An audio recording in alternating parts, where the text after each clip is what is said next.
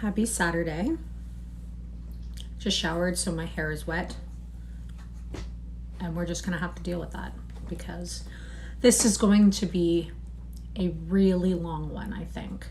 So I just wanted to get that out of the way. I have snacks, I have tea, I have water, I have Ace. Let's get into it. I mean, it's Saturday, so we can do a longer one. And I think from this point on, I'd like to avoid breaking them up if I can. Today we are reading The Dunwich Horror by H.P. Lovecraft. Without further ado. Gorgons and hydras and chimeras, dire stories of Celano and the Harpies, may reproduce themselves in the brain of superstition, but they were there before. They are transcripts, types. The archetypes are endless and eternal. How else should the recital of that which we know, in a waking sense, to be false, come to affect us at all? Is it that we naturally conceive terror from such objects, considered in their capacity of being able to inflict upon us bodily injury? Or least of all, these terrors are of older standing. They date beyond body, or, without the body, they would have been the same. That the kind of fear here treated as purely spiritual, that it is strong in proportion as it is objectless on earth, that it predominates in the period of our sinless infancy, are difficulties the solution of what might afford some probable insight into our anti-mundane conditions, and a peep at least into the shadowland of pre-existence. It's an excerpt from Charles Lamb's The Witches and Other Night Fears. Part 1. Actually, looking at this, we may break it up. It's like 40 pages. Novella. Let's get into it. Part 1. When a traveler in north-central Massachusetts takes the wrong fork at the junction of the Aylesbury Pike just beyond Dean's Corners, he comes upon a lonely and curious country. The ground gets higher, and the briar-bordered stone walls press closer and closer against the ruts of the dusty, curving road. The trees of the frequent forest belts seem too large, and the wild weeds, brambles, and grasses attain a luxuriance not often found in settled regions. At the same time, the planted fields appear singularly few and barren, while the sparsely scattered houses wear a surprisingly uniform aspect of age, squalor, and dilapidation. Without knowing why, one hesitates to ask directions from the gnarled, solitary figures spied now and then on crumbling doorsteps or on the sloping, rock-strewn meadows. Those figures are so silent and furtive that one feels somehow confronted by forbidden things, with which it would be better to have nothing to do. When a rise in the road brings the mountains in view above the deep woods, the feeling of strange uneasiness is increased. The summits are too rounded and symmetrical to give a sense of comfort and naturalness, and sometimes the sky silhouettes with a special clearness that queer circles of tall stone pillars with which most of them are crowned. Gorges and ravines of problematical depth intersect the way, and the crude wooden bridges always seem of dubious safety. When the road dips again, there are stretches of marshland that one instinctively dislikes, and indeed almost fears at evening when unseen whirlpools chatter and the fireflies come out in abnormal profusion to dance to the raucous, creepily insistent rhythms of stridently piping bullfrogs. The thin, shining line of the Miskatonic's upper reaches has an oddly serpent-like suggestion as it winds close to the feet of the domed hills among which it rises. As the hills draw nearer, one heeds their wooded sides more than their stone-crowned tops. Those sides loom up so darkly and precipitously that one wishes they would keep their distance, but there is no road by which to escape them. Across a covered bridge, one sees a small village huddled between the stream and the vertical slope of Round Mountain, and wonders at the cluster of rotting gambrel roofs bespeaking an earlier architectural period than that of the neighboring region. It is not reassuring to see, on a closer glance, that most of the houses are deserted and falling to ruin, and that the broken steepled church now harbors the one slovenly mercantile establishment of the hamlet. One dreads to trust the tenebrous tunnel of the bridge, yet there is no way to avoid it. Once across, it is hard to prevent the impression of a faint, malign odor about the village street, as of the massed mold and decay of centuries. It is always a relief to get clear of the place and to follow the narrow road around the base of the hills and across the level country beyond till it rejoins the Aylesbury Pike. Afterwards, one sometimes learns that one has been through Dunwich. I'm going to put some lip balm on. My lips are dry and it makes it hard to read.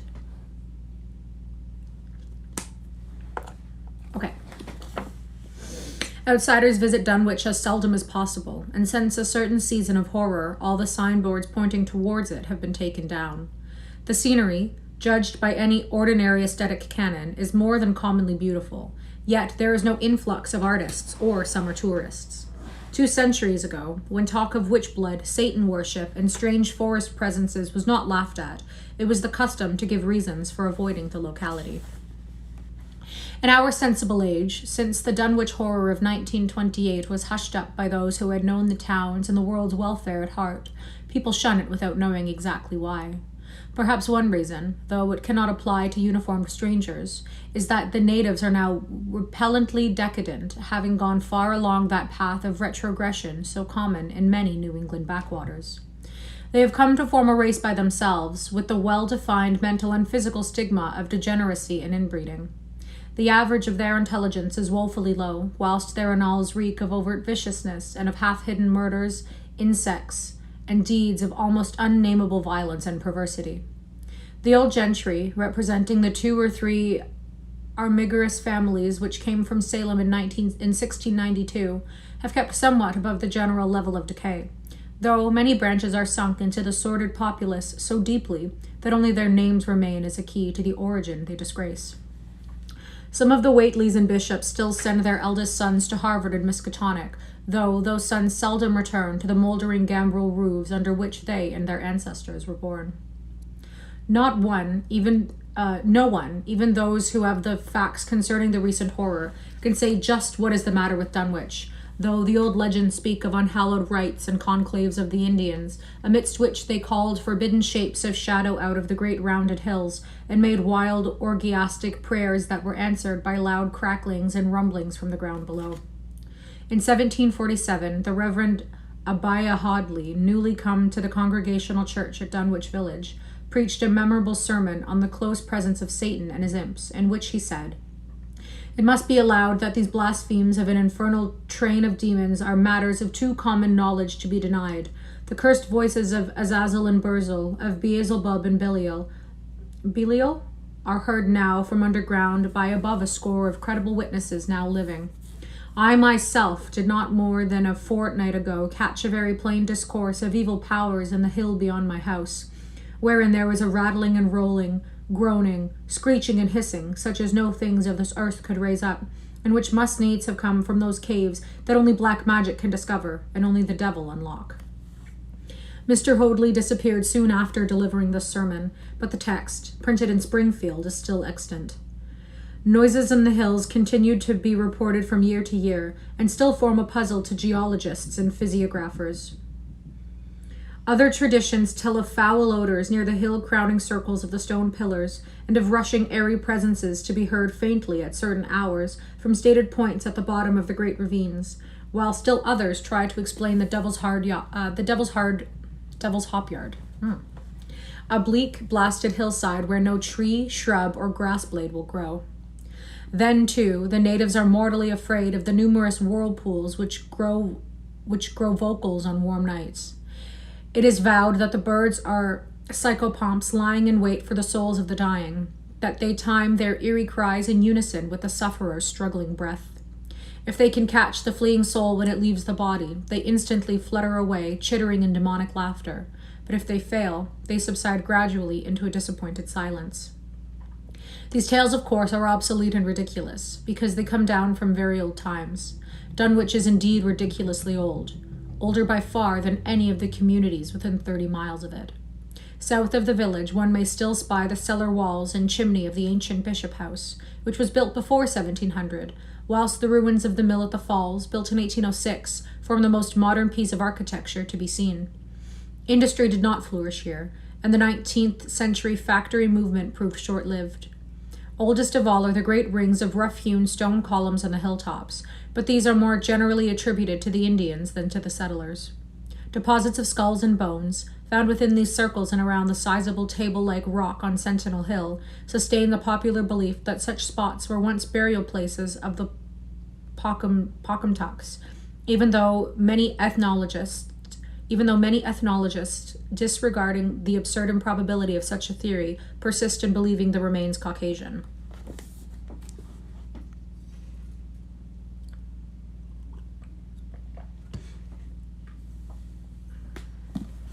Part 2.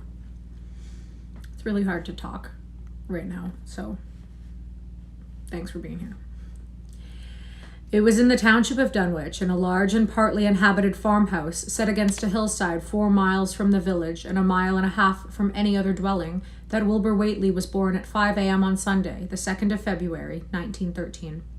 This date was recalled because it was Candlemas, which people in Dunwich curiously observe under another name, and because the noises in the hills had sounded, and all the dogs of the countryside had barked persistently throughout the night before.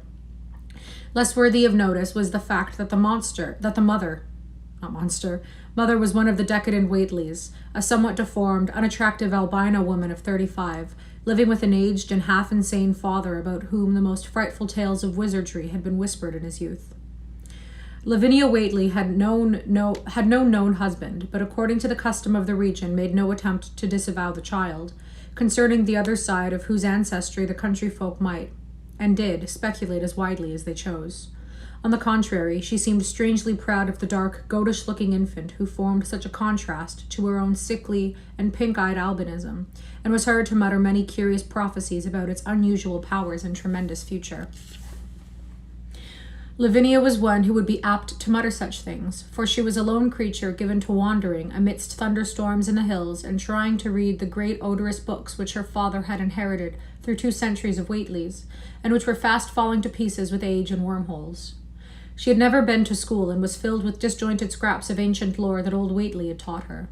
The remote farmhouse had always been feared because of old Whateley's reputation for black magic, and the unexplained death by violence of Mrs. Whateley when Lavinia was 12 years old had not helped to make the place popular.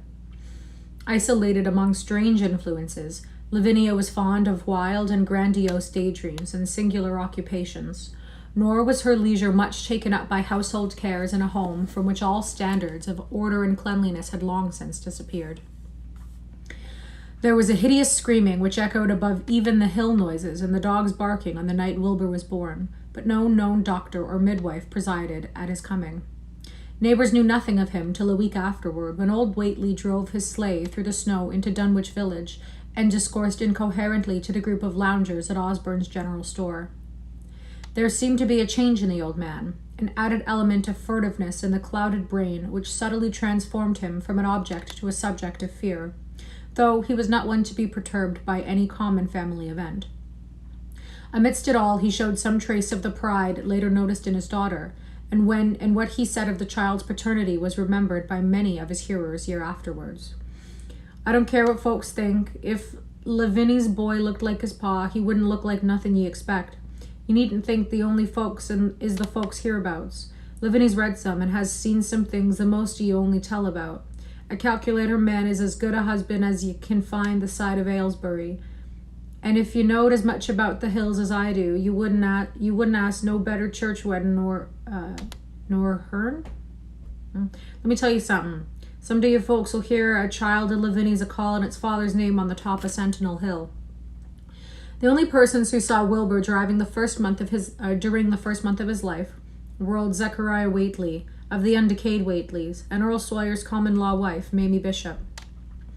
Mamie's visit was frankly one of curiosity, and her subsequent tales did justice to her observations, but Zechariah came to lead a pair of Alderney cows which old Whateley had bought of his son Curtis. This marked the beginning of a course of cattle buying on the part of small Wilbur's family, which ended only in 1928, when the Dunwich horror came and went. Yet at no time did the ramshackle Whateley barns seem overcrowded with livestock. There came a period when people were curious enough to steal up and count the herd that grazed precariously on the steep hillside above the old farmhouse, and they could never find more than 10 or 12 anemic, bloodless-looking specimens. Evidently some blight or distemper, perhaps sprung from the unwholesome pasturage or the diseased fungi and timbers of the filthy barn, caused a heavy mortality amongst the Whateley animals.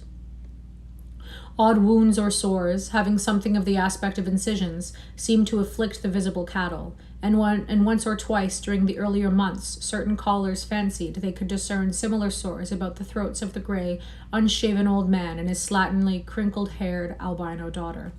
I think we all know where this is going. In the spring after Wilbur's birth, Lavinia resumed her customary rambles in the hills, bearing in her misproportioned arms a swarthy child. Public interest in the Whateleys subsided after most of the country folk had seen the baby, and no one bothered to comment on the swift development which that newcomer seemed every day to exhibit. Wilbur's growth was indeed phenomenal, for within 3 months of his birth he had attained a size and muscular power not usually found in infants under a full year of age. His motions, and even his vocal sounds, showed a restraint and deliberateness highly peculiar in an infant, and no one was really unprepared when at 7 months he began to walk unassisted, with falterings which another month was sufficient to remove. It was somewhat after this time, on Halloween, that a great blaze was seen at midnight on the top of Sentinel Hill, where the old table-like stone stands amidst its tumults of ancient bones.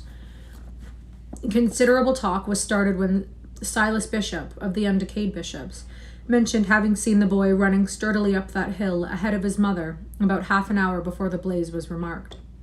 Silas was rounding up a stray heifer, but he nearly forgot his mission when he fleetingly spied the 2 figures in the dim light of his lantern. They darted almost noiselessly through the underbrush, and the astonished watcher seemed to think they were entirely unclothed. Afterwards he could not be sure about the boy, who may have had some kind of a fringed belt and a pair of dark trunks or trousers on. Wilbur was never subsequently seen alive and conscious without complete and tightly buttoned attire, and the disarrangement or threatened disarrangement of which always seemed to fill him with anger and alarm. His contrast with his squalid mother and grandfather in this respect was thought very notable until the horror of 1928 suggested the most valid of reasons. The next January, gossips were mildly interested in the fact that Lavinia's black brat had commenced to talk at the age of only 11 months. His speech was somewhat remarkable, both because of its difference from the ordinary accents of the region, and because it displayed a freedom from infantile lisping of which many children of 3 or 4 might well be proud. The boy was not talkative, yet when he spoke, he seemed to reflect some elusive element wholly unpossessed by Dunwich and its denizens. The strangeness did not reside in what he said, or even in the simple idioms he used, but seemed vaguely linked with his intonation or with the internal organs that produced the spoken sound. His facial aspect, too, was remarkable for its maturity, for though he shared his mother's and grandfather's chinlessness, his firm and precociously shaped nose, united with the expression of his large, dark, almost Latin eyes, seemed to give him an air of quasi-adulthood and well-nigh preternatural intelligence. He was, however, exceedingly ugly, despite his appearance of brilliancy, there being something almost goatish or animalistic about his thick lips, large pored, yellowish skin, coarse, crinkly hair, and oddly elongated ears. He was soon disliked even more decidedly than his mother and grandsire, and all conjectures about him were spied with references to the bygone magic of old Whateley, and how the hills once shook when he shrieked the dreadful name of Yog Sothoth in the midst of a circle of stones, with a great book open in his arms before him. Dogs abhorred the boy, and he was always obliged to take various defensive measures against their barking menace. Dogs always know. Okay, let's just take a moment to breathe. I toned my hair today. Does it look any different? I don't know. This piece does for sure. Hair in my mouth. Okay. Part 3. Chapter 3. Meanwhile, old Whateley continued to buy cattle without measurably increasing the size of his herd, because the kid's eating them. We know this. He also cut timber and began to repair the unused parts of his house, a spacious, peaked-roofed affair whose rear end was buried entirely in the rocky hillside, and whose 3 least ruined ground-floor rooms had always been sufficient for himself and his daughter. There must have been prodigious reserves of strength in the old man to enable him to accomplish so much hard labor, and though he still babbled dementedly at times, his carpentry seemed to show the effects of sound calculation. It had already begun as soon as Wilbur was born, when one of the many tool sheds had been put suddenly in order, clapboarded and fitted with a stout fresh lock. Now, in restoring the abandoned upper story of the house, he was no less thorough craftsman. His mania showed itself only in his tight boarding up of all the windows in this reclaimed section, though many declared that it was a crazy thing to bother with the reclamation at all. Less inexplicable was his fitting up of another downstairs room for his new grandson, a room which several callers saw, though no one was ever admitted to the closely bordered upper story. This chamber he lined with tall, firm shelving, along which he began gradually to arrange, in apparently careful order, all the rotting ancient books and parts of books during which his own day had been heaped promiscuously in odd corners of the various rooms. "I made some use of 'em," he would say as he tried to mend a torn black letter page with paste prepared on the rusty kitchen stove. "But the boy's fittin' to make better use of 'em. He'd better have 'em as well so he has kin, for they're goin' to be all of his learnin'." When Wilbur was a year and 7 months old, in September of 1914, his size and accomplishments were almost alarming. He had grown as large as a child of 4 and was a fluent and incredibly intelligent talker. He ran freely about the fields and hills, and accompanied his mother on all of her wanderings. At home, he would pore diligently over the queer pictures and charts in his grandfather's books, while old Whateley would instruct and chastise him through long, hushed afternoons. I don't think that word's chastise. Catechise? I don't know what that means. By this time, the restoration of the house was finished, and those who watched it wondered why one of the upper windows had been made into a solid plank door. It was a window in the rear of the east gable end, close against the hill, and no one could imagine why a cleated wooden runway was built up to it from the ground. About the period of this work's completion, people noticed that the old tool house, tightly locked and windowlessly clapboarded since Wilbur's birth, had been abandoned again. The door swung listlessly open, and when Earl Sawyer once stepped within after a cattle-selling call on old Whateley, he was quite discomposed by the singular odor he encountered. Such a stench, he averred, as he had never before smelt in all his life, except near the Indian circles on the hills, and which could not come from anything sane or of this earth. But then, the homes and sheds of Dunwich folk have never been remarkable for olfactory immaculateness. The following months were void of visible events, save that everyone swore to a slow but steady increase in the mysterious hill noises. On May Eve of 1915, there were tremors which even the Aylesbury people felt, whilst the following Halloween produced an underground rumbling, queerly synchronized with bursts of flame, them which Whaley's doings, from the summit of Sentinel Hill. Wilbur was growing up uncannily, so that he looked like a boy of 10 as he entered his 4th year. He read avidly by himself now, but talked much less than formerly. A settled taciturnity was absorbing him, and for the first time people began to speak specifically of the dawning look of evil in his goatish face. "That boy is the devil." I think we all know that. He would sometimes mutter an unfamiliar jargon and chant in bizarre rhythms which chilled the listener with a sense of unexplainable terror.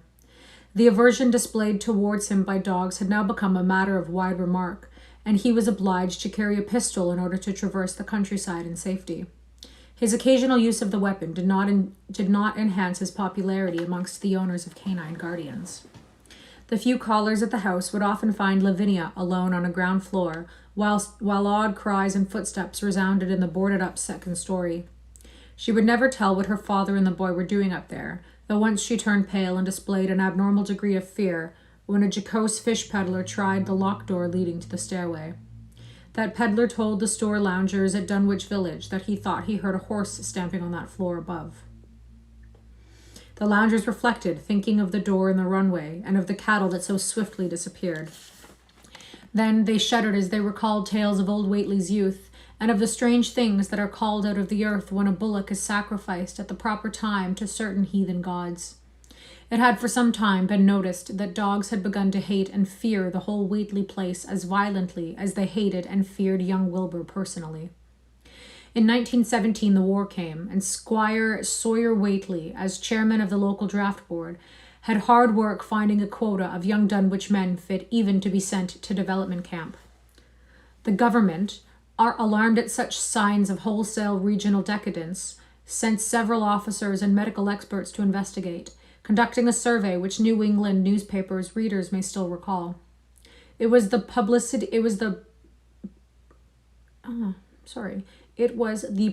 attending this investigation which set reporters on track of the Whateleys and caused the Boston Globe and Arkham Advisor to print flamboyant Sunday stories of young Wilbur's precociousness, old Whately's black magic, and the shelves of strange books, the sealed second story of the ancient farmhouse, and the weirdness of the whole region and its hill noises. Wilbur was 4.5 then, and looked like a lad of 15. His lips and cheeks were fuzzy with a coarse dark brown, and his voice had begun to break. Earl Sawyer was sent out to the Whateley place with both sets of reporters and cameramen, and called their attention to the queer stench which now seemed to trickle down from the sealed upper spaces. It was, he said, exactly like a smell he had found in the tool shed abandoned when the house was finally repaired, and like the faint odors which he sometimes thought he caught near the stone circle on the mountains. Dunwich folk read the stories when they appeared and grinned over the obvious mistakes. They wondered, too, why the writers made so much of the fact that old Whateley always paid for his cattle in gold pieces of extremely ancient date. The Whateleys had received their visitors with ill-concealed distaste, though they did not dare court further publicity by a violent resistance or refusal to talk. I think we all know where this is going and what's happening.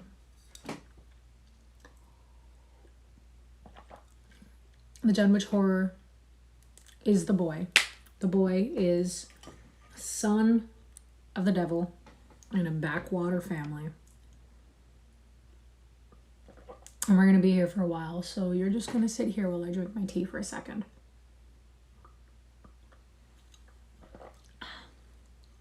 Okay. Part 4. Hi, baby. Part 4, Chapter 4. For a decade, the annals of the Whateleys sink indistinguishably into the general life of a morbid community, used to their queer ways and hardened to their May Eve and All Hallows orgies. What's May Eve? Somebody tell me. Oh, line in my face. There we go. Twice a year they would light fires on the top of Sentinel Hill, at which times the mountain rumblings would recur with greater and greater violence, while at all seasons there were strange and portentous doings at the lonely farmhouse. In the course of time, callers professed to hear sounds in the sealed upper story, even when all the family were downstairs, and they wondered how swiftly or how lingeringly a cow or bullock was usually sacrificed. There was talk of a complaint to the Society of the Prevention of Cruelty to Animals, but nothing ever came of it, since Dunwich folk are never anxious to call the outside world's attention to themselves. About 1923, we got 5 years to go till the Dunwich Horror. About 1923, when Wilbur was a boy of 10, whose mind, voice, stature, and bearded face gave all the impressions of maturity, a second great siege of carpentry went on at the old house. It was all inside the sealed upper part, and from bits of discarded lumber, people concluded that the youth and his grandfather had knocked out all the partitions and even removed the attic floor, leaving only one vast open void between the ground story and the peaked roof. They had torn down the great central chimney, too, and fitted the rescue range with a flimsy outside tin stovepipe. In the spring after this event, old Whateley noticed the growing number of whippoorwills that would come out of Cold Spring Glen to chirp under his window at night. He seemed to regard the circumstance as one of great significance, and told the loungers at Osborne's that he thought his time had almost come. "They whistle just in tune with my breathing now," he said, "and I guess they getting ready to catch my soul. They know it's a-going out, and don't calculate to miss it. You'll know, boys, after I'm gone, whether they get me or not. If they do, they'll keep up a-singing and a-laughing till the break of day. If they don't, they'll kinder quiet down like. I expect them and the souls they hunts for have some pretty tough tussles sometimes." On Lammas night, 1924, Dr. Houghton of Aylesbury was hastily summoned by Wilbur Whateley, who had lashed his one remaining horse through the darkness and telephoned from Osborne's in the village. He found old Whateley in a very grave state, with a cardiac action and stertorous breathing that told of an end not far off. The shapeless albino daughter and oddly bearded grandson stood by the bedside, whilst from the vacant abyss overhead there came a disquieting suggestion of rhythmical surging or lapping, as of waves on some level beach. The doctor, though, was chiefly disturbed by the chattering nightbirds outside, and seemingly limitless legion of whippoorwills that cried their endless message in repetitions timed diabolically to the wheezing gasps of the dying man. It was uncanny and unnatural. Too much, thought Dr. Houghton, like the whole of the region had entered so reluctantly in response to the urgent call. Towards 1 o'clock, old Whateley gained consciousness and interrupted his wheezing to choke out a last few words to his grandson. "More space, Willie, more space soon. You grows, and that grows faster. It'll be ready to starve you soon, boy. Open up the gates to Sothoth with the long chant that you'll find on page 751 of the complete edition, and then put a match to the prison.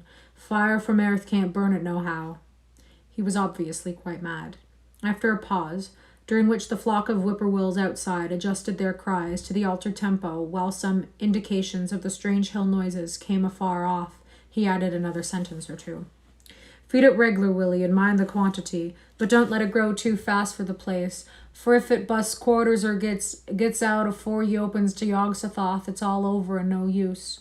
Only them from beyond kin make it multiply and work. Only them. The old uns is want to come back." But speech gave place to gasps again, and Lavinia screamed at the way the whippoorwills followed the change. It was the same for more than an hour, when the final throaty rattle came. Dr. Houghton drew shrunken lids over the glazing gray eyes as the tumult of birds faded imperceptibly to silence. Lavinia sobbed, but Wilbur only chuckled whilst the hill noises rumbled faintly. "They didn't get 'em," he muttered in his heavy bass voice. Wilbur was, by this time, a scholar of really tremendous erudition in his one-sided way, and was quietly known by correspondence to many librarians in distant places where rare and forbidden books of old days are kept. He was more and more hated and dreaded around Dunwich because of certain youthful disappearances which suspicion laid vaguely at his door. But was always able to silence inquiry through fear or through use of that fund of old-time gold which still, as in his grandfather's time, went forth regularly and increasingly for cattle buying. He was now tremendously mature of aspect, and his height, having reached the normal adult limit, seemed inclined to wax beyond that figure. In 1925, when a scholarly correspondent from Miskatonic University called upon him one day and departed pale and puzzled, he was fully 6 3/4 feet tall. Through all the years, Wilbur had treated his half-deformed albino mother with a growing contempt, finally forbidding her to go to the hills with him on May Eve and Hallowmass, and in 1926 the poor creature complained to Mamie Bishop of being afraid of him. "There's more about him as I knows than I can tell you, Mamie," she said, "and nowadays there's more know what I know myself. I vow afore God, I don't know what he wants nor what he's a-trying to do." That Halloween, the hill noises sounded louder than ever, and fire burned on Sentinel Hill as usual, but people paid more attention to the rhythmical screaming of vast flocks of unnaturally belated whippoorwills, which seemed to be assembled near the unlighted Whateley farmhouse. After midnight, their shrill notes burst into a kind of pandemonic cacophony which filled the countryside, and not until dawn did they finally quiet down. When they vanished, hurrying southward where they were fully a month overdue. What this meant, no one could be quite certain till later. None of the country folk seemed to have died, but poor Lavinia Whateley, the twisted albino, was never seen again. In the summer of 1927, Wilbur repaired 2 sheds in the farmyard and began moving his books and effects out to them. Soon afterwards, Earl Sawyer told the loungers at Osborne's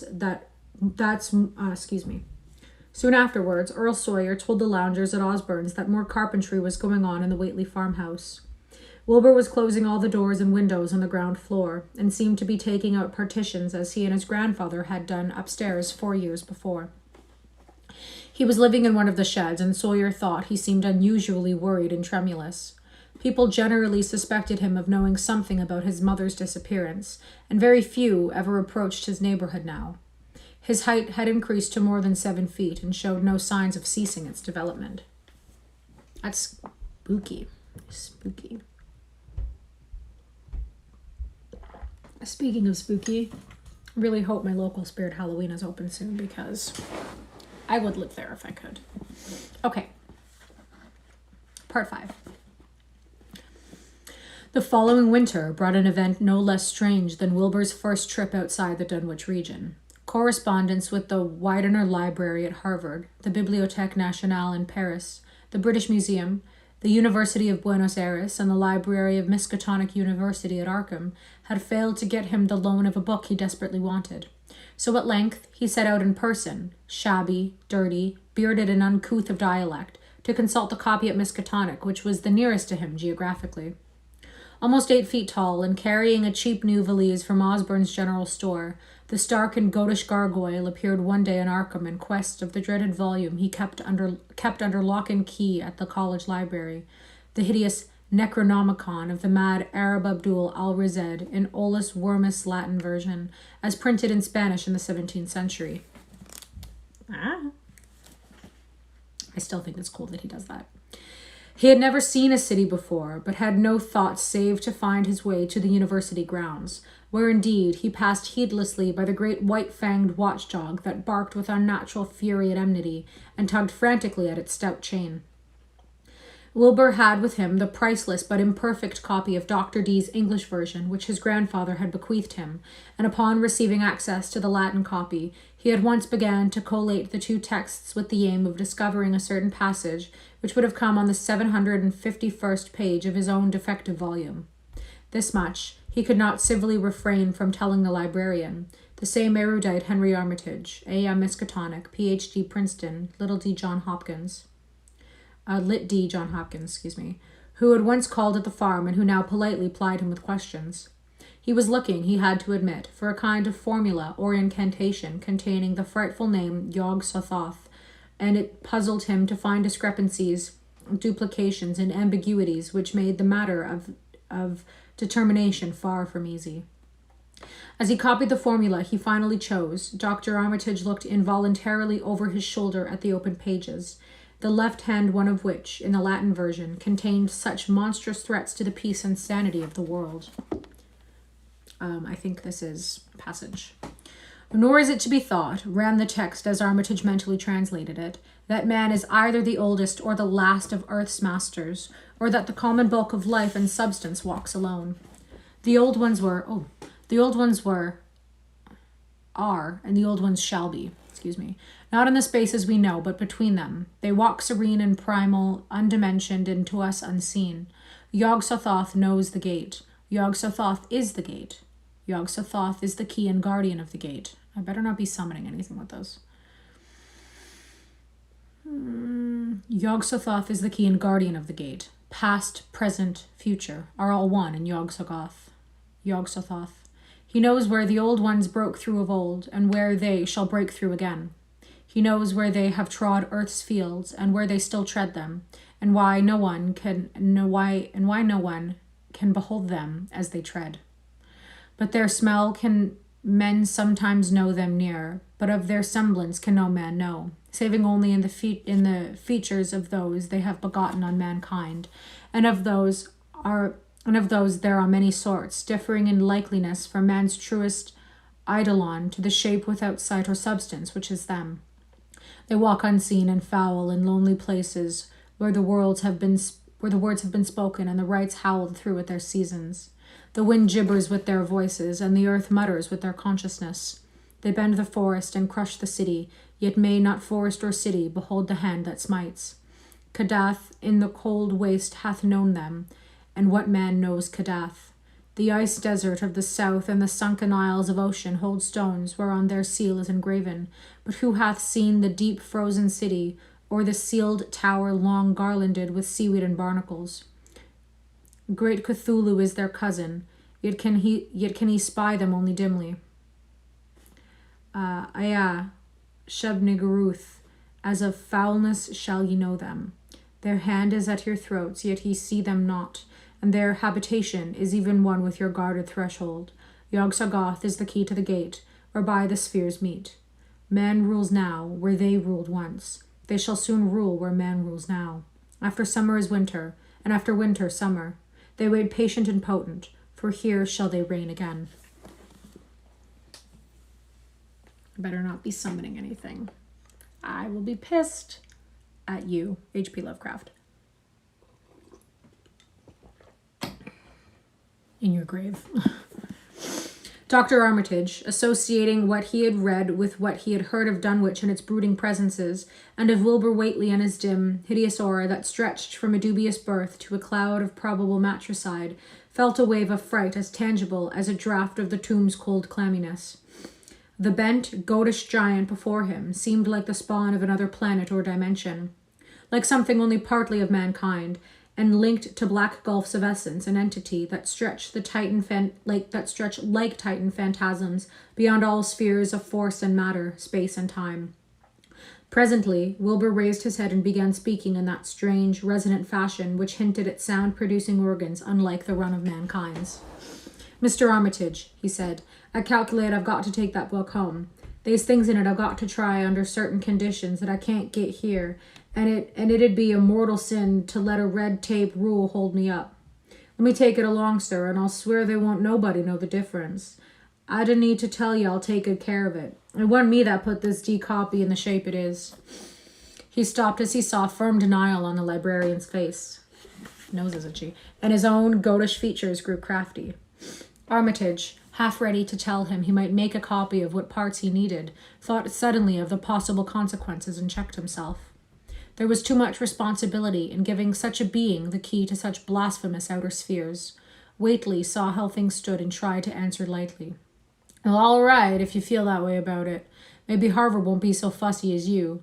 And without saying more, he rose and strode out of the building, stooping at each doorway. Armitage heard the savage yelping of the great watchdog and studied Whateley's gorilla-like lope as he crossed the bit of campus visible from the window. He thought of the wild tales he had heard and recalled the old Sunday stories in the Advertiser, these things and the lore he had picked up from Dunwich rustics and villagers during his one visit there. Unseen things not of earth, or at least not of tri-dimensional earth, rushed fetid and horrible through New England's glens and brooded obscenely on the mountain tops. Of this he felt certain. Now he seemed to sense the close presence of some terrible part of the intruding horror, and to glimpse a hellish advance in the black dominion of the ancient and once passive nightmare. He locked away the Necronomicon with a shudder of disgust, but the room still reeked with an unholy and unidentifiable stench. "As a foulness shall ye know them," he quoted. Yes, the odor was the same as that which had sickened him at the Whateley farmhouse less than 3 years before. He thought of Wilbur, goatish and ominous, once again, and laughed mockingly at the village rumors of his parentage. "Inbreeding," Armitage muttered half aloud to himself. "Great God, what simpletons! Show them Arthur Machen's great God pen, and they'll think it a common Dunwich scandal. But what thing, what cursed shapeless influence on or off this three-dimensional earth was Wilbur Whateley's father? Born on Candlemas, 9 months after May Eve of 1912, when the talk about the queer earth noises reached clear to Arkham, what was on the mountains that May night? What rude horror fastened itself on the world in half-human flesh and blood? During the ensuing weeks, Dr. Armitage set about to collect all possible data on Wilbur Whateley and the formless presences around Dunwich. He got in communication with Dr. Houghton of Aylesbury, who had attended old Whateley in his last illness and found much to ponder over in the grandfather's last words as quoted by the physician. A visit to Dunwich village failed to bring out much that was new, but a close survey of the Necronomicon, in those parts which Wilbur had sought so avidly, seemed to supply new and terrible clues to the nature, methods, and desires of the strange evil so vaguely threatening this planet. Talks with several students of archaic lore in Boston, and letters to many others elsewhere, gave him a growing amazement which passed slowly through varied degrees of alarm to a strange state of really acute spiritual fear. As the summer drew on, he felt dimly that something ought to be done about the lurking terrors of the upper Miskatonic Valley and about the monstrous being known to the human world as Wilbur Whateley. Yeah. Ugh. When I sit down in the chair, instead of up, it's not the best, it's not the most level, but it is the most comfortable. So that's that. Okay. Part 6. We're getting there. Part 6. Oh, somebody give me a better chair. The Dunwich horror itself came between Lammas and the equinox in 1928, and Dr. Armitage was among those who witnessed its monstrous prologue. He had heard, meanwhile, of Whateley's grotesque trip to Cambridge, and of his frantic efforts to borrow or copy from the Necronomicon at the Widener Library. Those efforts had been in vain, since Armitage had issued warnings of the keenest intensity to all librarians having charge of the dreaded volume. Wilbur had been shockingly nervous at Cambridge, anxious for the book, yet almost equally anxious to get home again, as if he feared the results of being away long. Early in August, the half-expected outcome developed, and in the small hours of the 3rd, Dr. Armitage was awakened suddenly by the wild, fierce cries of the savage watchdog on the college campus. Deep and terrible, the snarling, half-mad growls and barks continued, always in mounting volume, but with hideously significant pauses. Then there rang out a scream from a wholly different throat. Such a scream roused half the sleepers in Arkham and haunted their dreams even afterwards. Such a scream as could come from no being born of earth, or wholly of earth. Armitage, hastening into some clothing and rushing across the street and lawn to the college buildings, saw that others were ahead of him, and heard the echoes of a burglar alarm still shrilling from the library. An open window showed black and gaping in the moonlight. What had come had indeed completed its entrance, for the barking and the screaming, now fast fading into a mixed low growling and moaning, proceeded unmistakably from within. Some instinct warned Armitage that what was taking place was not a thing for unfortified eyes to see, so he brushed back the crowd with authority as he unlocked the vestibule door. Among the others, he saw Professor Warren Rice and Dr. Francis Morgan, men to whom he had told some of his conjectures and misgivings, and these two he motioned to accompany him inside. The inward sounds, except for a watchful, droning whine from the dog, had by this time quite subsided, but Armitage now perceived with a sudden start that a low chorus of whippoorwills among the shrubbery had commenced a damnably rhythmical piping, as if in unison with the last breaths of a dying man. The building was full of a frightful stench, which Dr. Armitage knew too well, and the 3 men rushed across the hall to the small genealogical reading room whence the low whining came. For a second, nobody dared to turn on the light. Then Armitage summoned up his courage and snapped the switch. One of the 3, it was not certain which, shrieked aloud at what sprawled before them among distorted tables and overturned chairs. Professor Rice declares that he wholly lost consciousness for an instant, though he did not stumble or fall. The thing that lay half-bent on its side in a fetid pool of greenish-yellow ichor and tarry stickiness was almost 9 feet tall, and the dog had torn off all the clothing and some of the skin.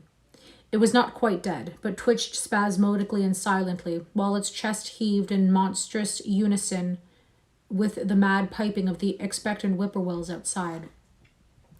Bits of shoe leather and fragments of apparel were scattered about the room, and just inside the window an empty canvas sack lay where it had evidently been thrown. Near the central desk a revolver had fallen, a dented but undischarged cartridge later explaining why it had not been fired. The thing itself, however, crowded out all other images at the time.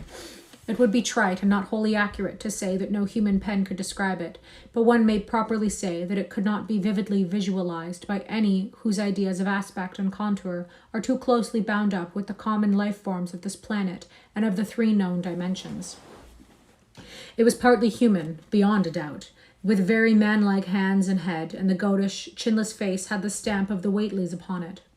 But the torso and lower parts of the body were teratologically fabulous, so that only generous clothing could ever have enabled it to walk on earth unchallenged or uneradicated.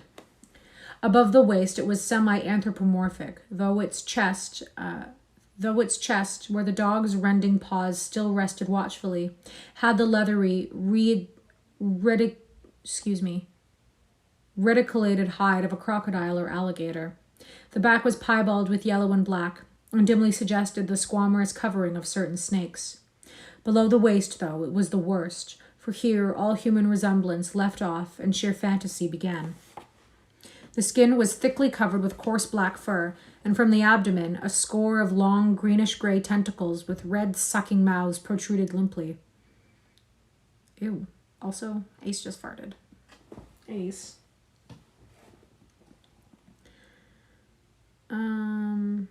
Protruded limply. Their arrangement was odd and seemed to follow the symmetries of some cosmic geometry unknown to Earth or the solar system. On each of the hips, deep set in a kind of pinkish, silicated orbit, was what seemed to be a rudimentary eye, whilst in lieu of a tail there depended a kind of trunk or feeler with purple annular markings, and with many evidences of being an undeveloped mouth or throat. The limbs, save for their black fur, roughly resembled the hind legs of prehistoric Earth's giant saurians and terminated in ridgy, veined pads that were neither hooves nor claws. When the thing breathed, its tail and tentacles rhythmically changed color, as if to form some circulatory cause normal to the non-human greenish tinge, whilst in the tail it was manifest was a yellowish appearance which alternated with a sickly grayish white in the spaces between the purple rings. Of genuine blood there was none, only the fetid greenish-yellow ichor which trickled along the painted floor beyond the radius of the stickiness and left curious discoloration behind it. As the presence of the three men seemed to rouse the dying thing, it began to mumble without turning or raising its head.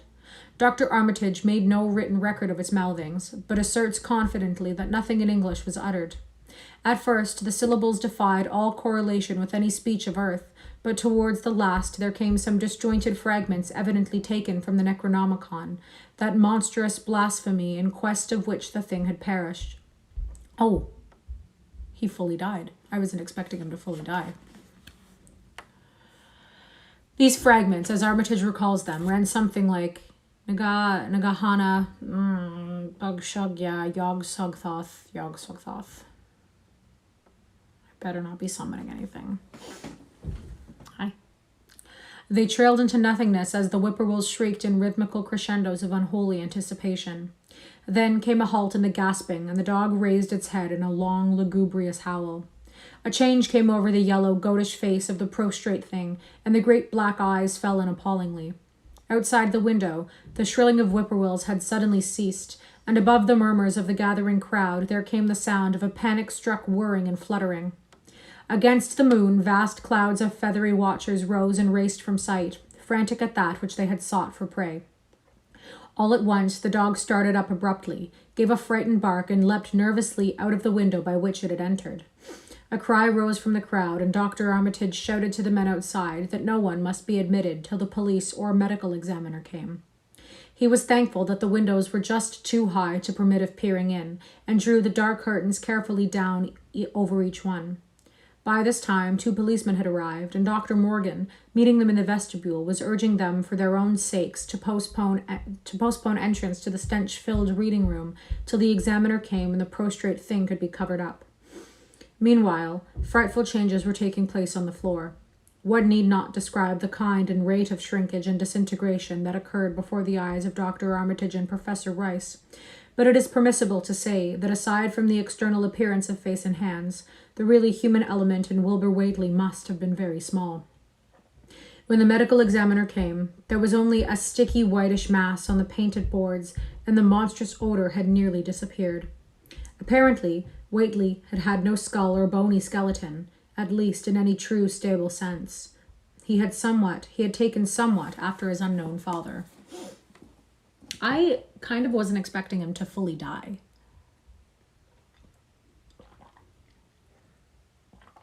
Honestly, I really wasn't expecting that. So, hi. I'm surprised. Hi, buddy. Yeah, we're not done yet. What are we at right now? Part 7. Yet all this was only the prologue of the actual Dunwich horror. Oh. Maybe if I stay like this, I can get this as the clip for the front of my YouTube. If I go. Maybe I'll get that. Formalities were gone through by bewildered officials. Abnormal details were duly kept from press to public, and men were sent to Dunwich and Aylesbury to look up property and notify any who might be the heirs of the late Wilbur Whateley. Doesn't sound like he had any. They found the countryside in great agitation, both because of the growing rumblings beneath the domed hills, and because of the unwanted stench and the surging, lapping sounds which came increasingly from the great empty shell formed by Whateley's boarded-up farmhouse. Earl Sawyer, who tended the horse and cattle during Wilbur's absence, had developed a woefully acute case of nerves. The officials devised excuses not to enter the noisome boarded-up place, and were glad to confine their survey of the deceased's living quarters, the newly mended sheds, to a single visit. They filed a ponderous report at the courthouse in Aylesbury, and litigations concerning heirship are said to still be in progress amongst the innumerable Whateleys, decayed and undecayed, of the upper Miskatonic Valley. An almost interminable manuscript in strange characters, written in huge ledger and adjusted by a sort of diary because of the spacing and the variations in ink and penmanship, presented a baffling puzzle to those who found it on the old bureau which served as its owner's desk. After a week of debate, it was sent to Miskatonic University, together with the deceased's collection of strange books for study and possible translation.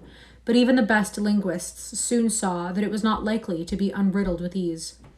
No trace of the ancient gold with which Wilbur and old Whateley had always paid their debts has yet been discovered. He's just standing behind me. Do you want a cracker? Oh, we're pausing right now. Do you want a cracker, Ace? You want a treat? Ooh, cracker? What are you doing?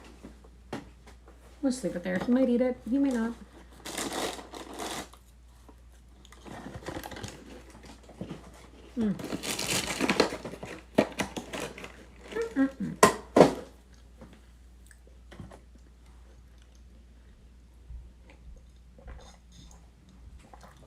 Okay. Oh, I did say this was going to be a long one, which is why I brought snacks.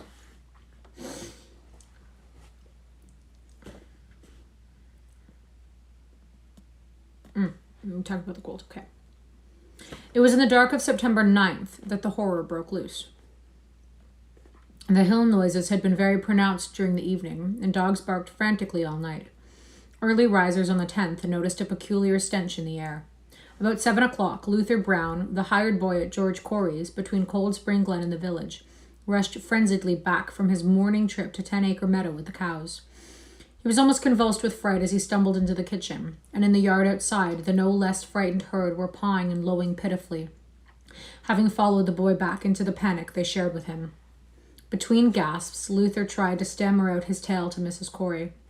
"Up there in the wood beyond the glen, Miss Corey. They sunt been there. It smells like thunder, and all the bushes and little trees is pushed back from the road like they'd a house been moved along of it. And that ain't the worst, neither. They's prints in the rud, Miss Corey. Great round prints as big as barrel heads, all sunk down deep like an elephant had been along. Only there's a sight no more 4 feet could make. I looked at 1 or 2 afore I run, and I see everyone was covered with lines spreading out from one place, like as if big palm leaf fans, twict or 3 times as big as any they is. A head had been pounded down into the road, and the smell was awful, like what it was around Wizard Whateley's old house." Here he faltered, seeming to shiver afresh with the fright that had sent him flying home. Mrs. Corey, unable to extract more information, began telephoning the neighbors, thus starting on its rounds the overture of panic that heralded the major terrors. When she got Sally Sawyer, housekeeper at Seth Bishop's, the nearest place to Whateley's, it became her turn to listen instead of transmit, for Sally's boy Chauncey, who slept poorly, had been up on the hills toward Whateley's, and had dashed back in terror after one look at the place, and at the pasturage where Mr. Bishop's cows had been left out all night. "Yes, Miss Corey," came Sally's tremulous voice over the party wire. "Chancey, he just come back a-postin', and he couldn't half talk for being scared. He says old Whateley's house is all bowed up with timber scattered around like they's been dynamite inside. Only the bottom floor ain't through, but is all covered with a kind of tar-like stuff that smells awful and drips down often on the ridges of the ground where the side timbers is blowed away. And there's awful kinder marks in the yard, too. Great round marks bigger round than a hogshead and all sticky with stuff like is on the blowed-up house. Chancey says they's leads off into the meadows, what a great swath wider a barn is matted down, and all the stone walls tumbled every which way wherever it goes. And he says he, Miss Corey, as how he sought to look for Seth's cows, frightened as he was, found 'em in the upper pasture nigh the Devil's Hop yard in an awful shape. Half of 'em is clean gone, and nigh half of 'em is left sucked blood mostly dry, with sores on 'em like they's been on Whateley's cattle ever since Lavinia's black brat was born. Seth, he's gone out now to look at 'em, though I'll vow he won't care to get very nigh Wizard Whateley's. Chancey didn't look keener to see what the big mattered down swath led after in the passage, but he says he thinks it pinned toward the glen rut of the village. I tell you, Miss Corey, they's something abroad that hadn't ought to be abroad, and I, for one, think that black Wilbur Whateley has come on to the bad end he deserved. is at the bottom of the breeding of it. He wasn't all himself human, Al says to everybody, and I think he and old Whateley must have raised something in that there nailed up house as ain't ever no human as he was. They all's been unseen things round Dunwich, living things, as ain't humans, as ain't good for human folks. The ground was a-talking last night. Towards morning, Chancey, he heard the whippoorwill so loud in Cold Springs Glen he couldn't sleep none. Then he thought he heard another faint sound over towards Wizard Whately's, a kinder ripping or tearing of wood, like some big box or crate was been open for off. What with this and that, he didn't get to sleep at all till sunup, and no sooner was he up this morning, but he got to go over to Whately's and see what's the matter. He see enough, I tell you, Miss Corey. This don't mean no good, and I think all the men folks ought to get up a party and do something. I know something awful's about, and feel my time is now, though only God knows just what it is. Did your Luther take account of what them big tracks led to? No? Oh, Miss Corey, if they was on the Glenrud this side of the Glen, and ain't got to your house yet, I calculate they must go into the Glen itself. They would do that. I always say Cold Spring Glen ain't no healthy nor decent place. The whippoorwills and fireflies there never did act like they was craters of God. Like they's them as says you can hear strange things a-rushing and a-talking in the air down there if you stand in the right place between the rock falls and Bear's Den. Hey, chill. So that was really difficult to read. I always find it hard when, kind of like Hagrid and Harry Potter, when it's written the way they want you to read it. You stop. He's throwing a fit. Normally he's not in here this long. But this is his nappy time. Look, you want a cracker? Good treat. Ooh. Nummy. Okay. By that noon, fully 3/4 of the men and boys of Dunwich were trooping over the roads and meadows between the new-made Whateley ruins and Cold Spring Glen, examining in horror the vast, monstrous prints, the maimed bishop cattle, the strange, noisome wreck of the farmhouse, and the bruised, matted vegetation of the fields and roadside. Whatever had burst loose upon the world had assuredly gone down into the great sinister ravine, for all the trees on the banks were bent and broken, and a great avenue had been gorged in the precipice-hanging underbrush. It was as though a house, launched by an avalanche, had slid down through the tangled growths of the almost vertical slope. From below no sound came, but only a distant, undefinable thunder, and it is not to be wondered at that the men preferred to stay on the edge and argue, rather than descend and beard the unknown cyclopean horror in its lair. 3 dogs that were with the party had barked furiously at first, but seemed cowed and reluctant when near the glen. Someone telephoned the news to the Aylesbury Transcript, but the editor, accustomed to wild tales from Dunwich, did no more than concoct a humorous paragraph about it, an item soon afterwards reproduced by the Associated Press. That night, everyone went home, and every house and barn was barricaded as stoutly as possible. Needless to say, no cattle were allowed to remain in open pasture.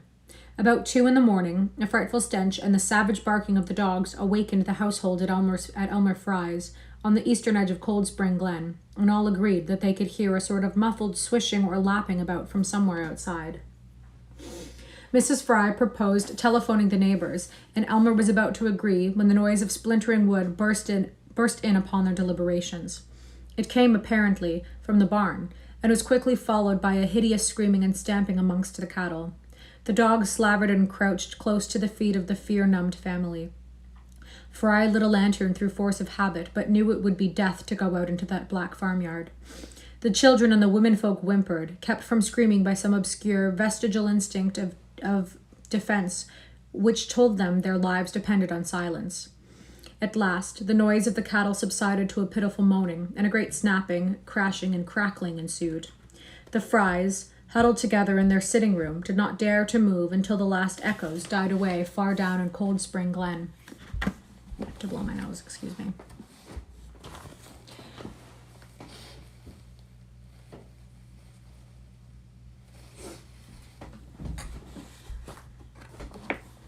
Thanks. How personal. Oh my god, he didn't eat the cracker. Okay. Then, amidst the dismal moans from the stable and the demonic piping of late whippoorwills in the glen, Selina Fry tottered to the telephone and spared what news she could of the second phase of the horror. Spread what news she could. The next day, all the countryside was in a panic, and cowed, uncommunicative groups came and went where the fiendish thing had occurred. 2 tightened swaths of destruction stretched from the glen to the Fry farmland. Monstrous prints covered the bare patches of ground, and one side of the old red barn had completely caved in. Of the cattle, only a quarter could be found and identified. Some of these were in curious fragments, and all that survived had to be shot. Earl Sawyer suggested that help be asked from Aylesbury or Arkham, but others maintained it would be of no use. Old Zebulon Whateley, of a branch that hovered about halfway between soundness and decadence, made darkly wild suggestions about rites that ought to be practiced on the hilltops. He came of a line where tradition ran strong, and his memories of chantings in the great stone circles were not altogether connected with Wilbur and his grandfather.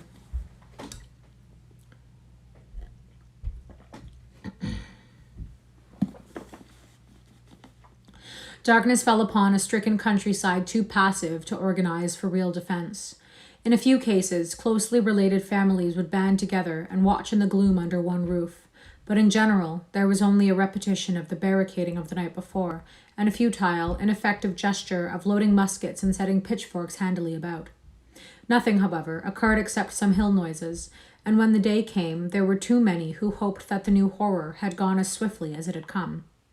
There were even bold souls who proposed an offensive expedition down in the glen, though they did not venture to set an actual example to the still reluctant majority. When night came again, the barricading was repeated, though there was less huddling together of families. In the morning, both the Fry and the Seth Bishop households reported excitement among the dogs and vague sounds and stenches from afar, while early explorers noted with horror a fresh set of the monstrous tracks in the road skirting Sentinel Hill. As before, the sides of the road showed a bruising indicative of the blasphemously stupendous bulk of the horror, whilst the conformation of the tracks seemed to argue a passage in 2 directions, as if the moving mountain had come from Cold Spring Glen and returned to it along the same path. My nose is so itchy. At the base of the hill, a 30-foot swath of crushed shrubbery saplings led steeply upwards, and the seekers gasped when they saw that even the most perpendicular places did not deflect the inexorable trail. Whatever the horror was, it could scale a sheer stony cliff of almost complete verticality, and as the investigators climbed round to the hill's summit by safer routes, they saw that the trail ended, or rather reversed there. It was here that the Whateleys used to bind their hellish fires and chant their hellish rituals on the table-like stone on May Eve and Hallowmas. Now that very stone formed the center of a vast space thrashed about by the mountainous horror, whilst upon its slightly concave surface was a thick and fetid deposit of the same tarry stickiness observed on the floor of the ruined Whateley farmhouse when the horror escaped. Men looked at one another and muttered. Then they looked down the hill. Apparently, the horror had descended by a route much the same as that of its ascent. To speculate was futile. Reason, logic, and normal ideas of motivation stood confounded. Only old Zebulon, who was not with the group, could have done justice to the situation or suggested a plausible explanation. Thursday night began much like the others, but it ended less happily. The whippoorwills in the glen had screamed with such unusual persistence that many could not sleep, and about 3 a.m., all the party telephones rang tremendously. Those who took down their receivers heard a fright-mad voice shriek out, "Help! Oh my God!" and some thought a crashing sound followed the breaking off of the exclamation. There was nothing more. No one dared do anything, and no one knew till morning whence the call came. Then those who had heard it called everyone on the line, and found that only the Frys did not reply. The truth appeared an hour later, when a hastily assembled group of armed men trudged out to the Fry place at the head of the glen. It was horrible, yet hardly a surprise. There were more swaths and monstrous prints, but there was no longer any house. It had caved in like an eggshell, and amongst the ruins nothing living or dead could be discovered. Only a stench and a tarry stickiness. The Elmer Frys had been erased from Dunwich. Shit. So we still don't know what the Dunwich horror is, do we? Because I thought it was the kid, but obviously it's not. Part 8. In the meantime, a quieter, yet even more spiritually poignant phase of the horror had been blackly unwinding itself behind the closed door of a shelf-lined room in Arkham. The curious manuscript record or diary of Wilbur Whateley, delivered to Miskatonic University for translation, had caused much worry and bafflement among the experts in language both ancient and modern. Its very alphabet, notwithstanding a general resemblance to the heavily shaded Arabic used in Mesopotamia, being absolutely unknown to any available authority. The final conclusion of the linguists was that the text represented an artificial alphabet, giving the effect of a cipher, though none of the usual methods of cryptographic solution seemed to furnish any clue, even when applied on the basis of every tongue the writer might conceivably have used.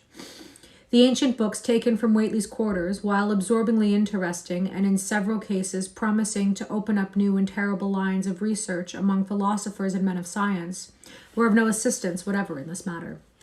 One of them, a heavy tome with an iron clasp, was in another unknown alphabet, this one of a very different cast, and resembling Sanskrit more than anything else.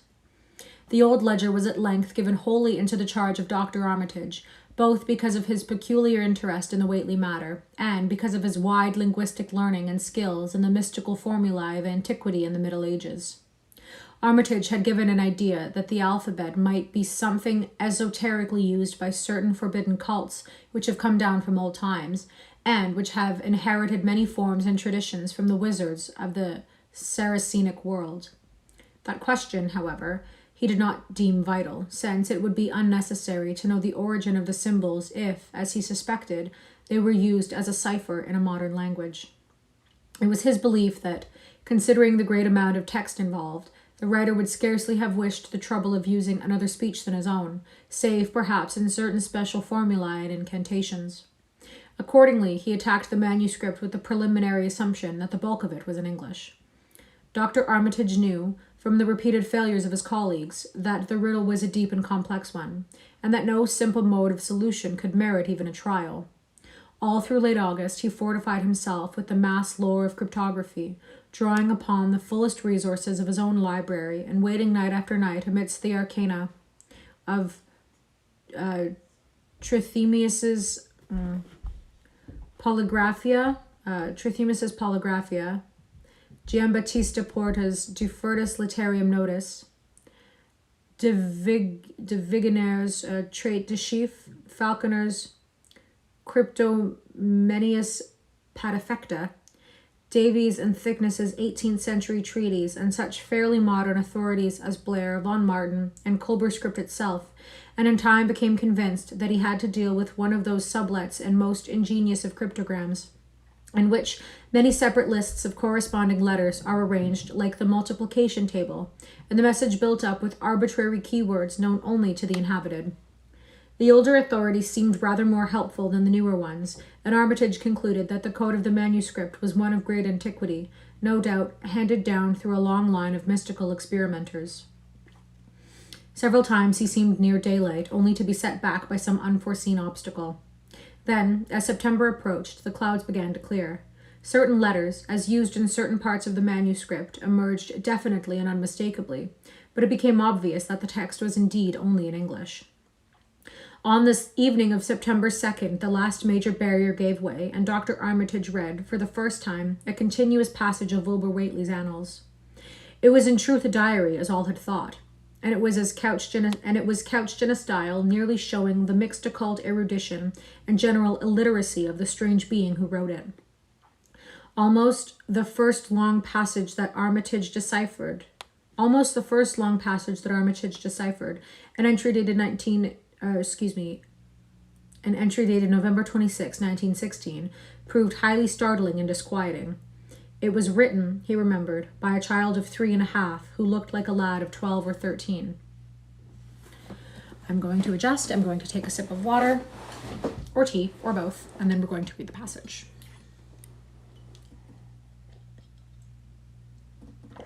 He gets excited every time I adjust because he thinks that means we're done, but we're not done because this is a long one. Look, my hair is completely dry. Okay. Today, learned at the Aklo for the Sabbath, it ran, which did not like, it being answerable from the hill and not from the air. That upstairs more ahead of me than I had thought it would be, and is not like to have much earth brain. Shot Elam Hutchins's collie Jack when he went to bite me, and Elam says he would kill me if he dast. I guess he won't. Grandfather kept me saying the dough formula last night, and I think I saw the inner city at the 2 magnetic poles. I shall go to those poles when the earth is cleared off, if I can't break through with the dough-na formula when I commit it. They from the air told me at Sabbath that it will be years before I can clear off the earth, and I guess grandfather will be dead then, so I shall have to learn all the angles of the planes and all the formulas between the ear and the ngr, NHHNGR. They from outside will help, but they cannot take body without human blood. That upstairs looks it will have the right cast. I can see it a little when I make the Voorish signs or blow the power of Ibn Ghazi at it, and it is near like them at May Eve on that hill. The other face may wear off some. I wonder how I shall look when the earth is cleared and there are no earth beings on it. He that came with the Aklo Sabbath said I may be transfigured there being much outside to work on. Okay, that's that. Morning found Dr. Armitage in a cold sweat of terror and a frenzy of wakeful concentration. He had not left the manuscript all night, but sat at his table under the electric light, turning page after page with shaking hands as fast as he could decipher the cryptic text. He had nervously telephoned his wife he would not be home, and when she brought him a breakfast from the house, he could scarcely dispose of a mouthful. All that day he read on, now and then halted maddeningly as a reapplication of the complex key became necessary. Lunch and dinner were brought him, but he ate only the smallest fraction of either. Toward the middle of the night, next, he drowsed off in his chair, but soon woke out of a tangle of nightmares almost as hideous as the truths and menaces to a man's existence that he had uncovered. On the morning of September 4th, Professor Rice and Dr. Morgan insisted on seeing him for a while and departed trembling and ashen gray. That evening he went to bed, but slept only fitfully.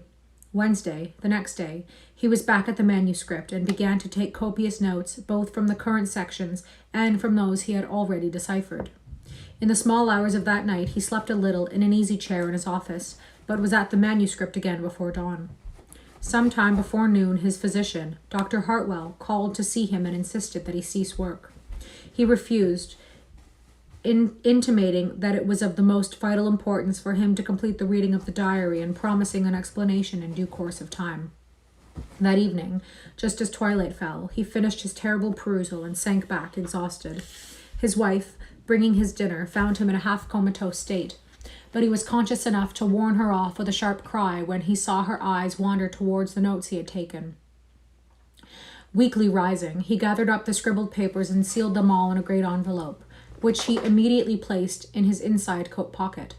He had sufficient strength to get home, but was so clearly in need of medical aid that Dr. Hartwell was summoned at once. As the doctor put him to bed, he could only mutter over and over again, "But what in God's name can we do?" AC, do you want this? Want the cracker? Ooh! Yeah.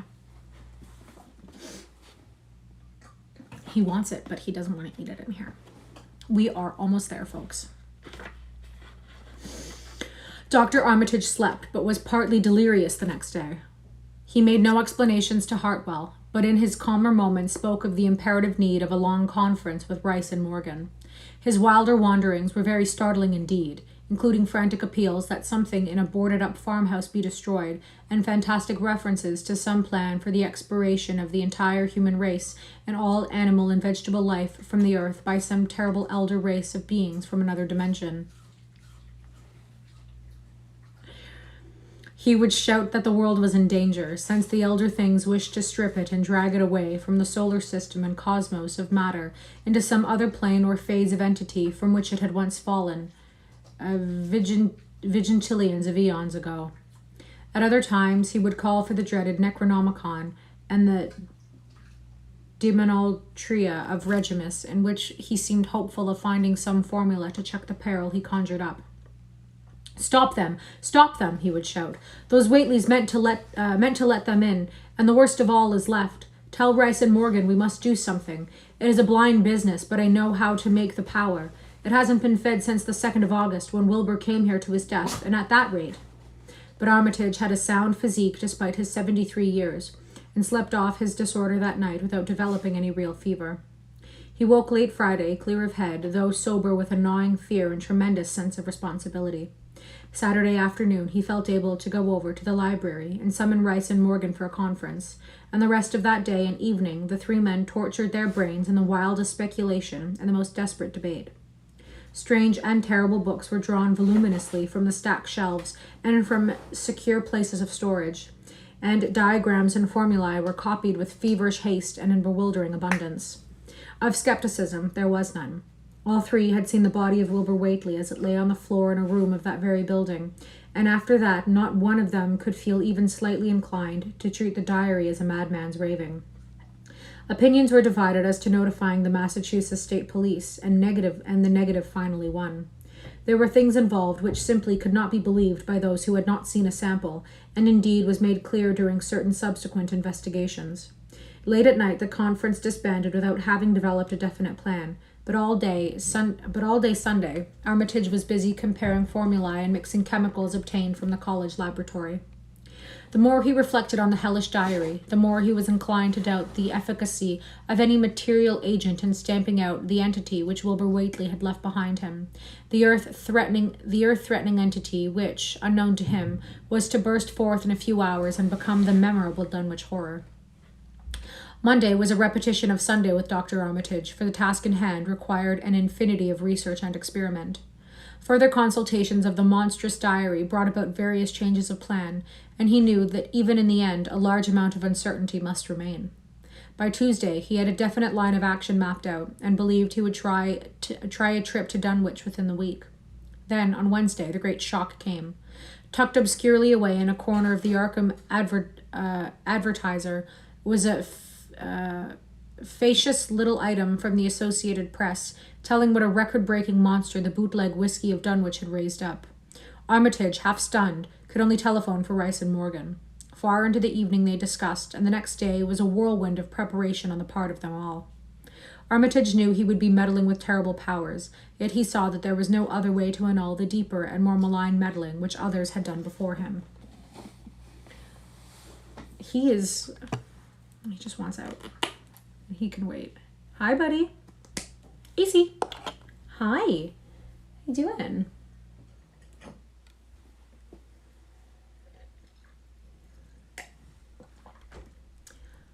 If you are still here, thank you for hanging in. I know that this is a long one, but I have heard that it is people's favorites of H.P. Lovecraft. So, I mean, we're already this far into the Necronomicon. We might as well keep going, right? Part 9. Friday morning, Armitage, Rice, and Morgan set out by the motor for Dunwich, arriving at the village about 1 p.m. The day was pleasant, but even in the brightest sunlight, a kind of quiet dread and portent seemed to hover about the strangely domed hills and the deep, shadowy ravines of the stricken region. Now and then, on some mountain top, a gaunt circle of stones could be glimpsed against the sky. From the air of hushed fright at Osborne's store, they knew something hideous had happened, and soon learned of the annihilation of the Elmer Fry house and family.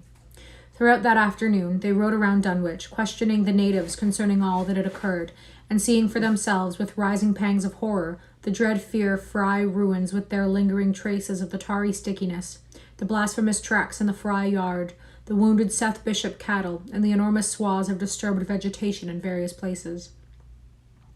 The trail up and down Sentinel Hill seemed to Armitage of almost cataclysmic significance, and he looked long at the sinister altar-like stone on the summit. At length the visitors, apprised of a party of state police which had come from Aylesbury that morning in response to the first telephone reports of the Fry tragedy, decided to seek out the officers and compare notes as far as practicable. This, however, they found more easily planned than performed, since no sign of the party could be found in any direction. There had been 5 of them in a car, but now the car stood empty near the ruins in the Fry yard. The natives, all of whom had talked with the policeman, seemed at first as perplexed as Armitage and his companions. Then old Sam Hutchins thought of something and turned pale, nudging Fred far and pointing at the dank, deep hollow that yawned close by. He's huffing because he wants to be let out. Stop it. Do you want another cracker?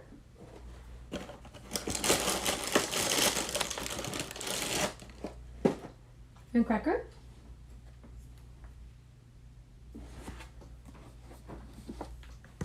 He's huffy. He likes to throw fits.